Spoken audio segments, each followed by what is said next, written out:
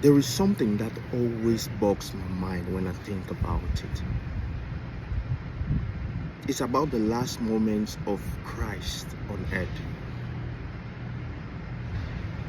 With his last breath, Jesus was saying, "Father, forgive them, for they do not know what they do."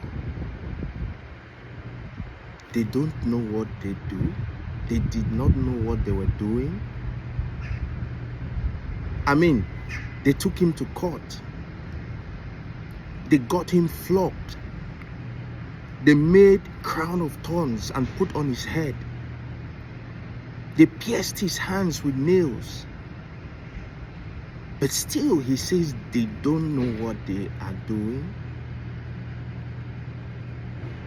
It doesn't make sense, because you and I can agree that they knew exactly what they were doing. But Jesus was talking from a place of love. It was love.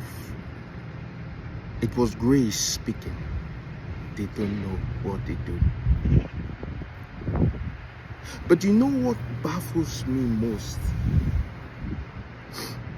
Is that it is to this same Jesus that people are praying every day to kill their enemies.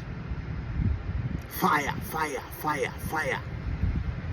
They want to unalive their enemies, and they are praying to this Jesus, whom with his last breath had only love and grace to the people that were killing him, to his enemies that were killing him.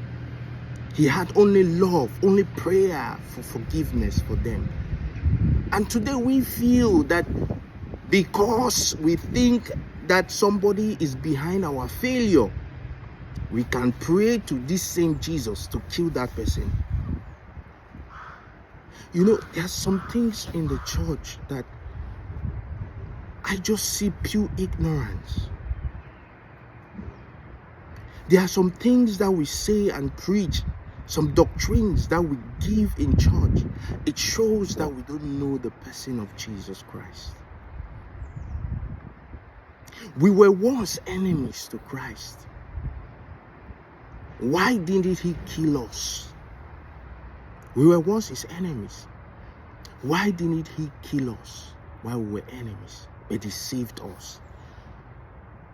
If Christ was in the business of killing his enemies, you and I would have been dead today. And so what makes you think that now you can pray fire, you can pray down fire and kill your enemies?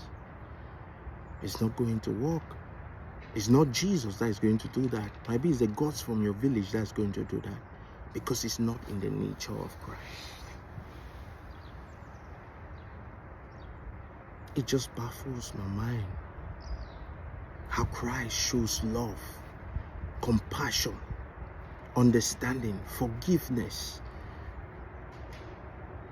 But we have pastors today indoctrinating us that Christ is of a violent nature, that Christ is out to murder, to unalive all his enemies, all our enemies. But you and I were once enemies to Christ, and he didn't kill us. What makes you think that it is now that he's going to kill your enemies, your presumed enemies?